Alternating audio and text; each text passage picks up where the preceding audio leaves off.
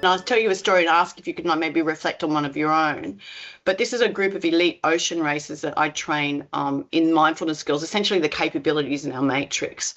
And there was a year where they won in 2019 in their category, and a year where they survived when they may not have. And the key point in this is that there was this massive storm, and the skipper at the time, through the training of mind skills for boundaries, knew exactly how long he could focus on a task at hand before he had to stop.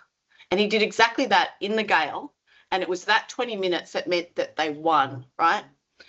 And we compare that to a tragic story 10 years before, when someone was pushing themselves to start the Hobart, coming straight from work, rushing, and actually he didn't come back.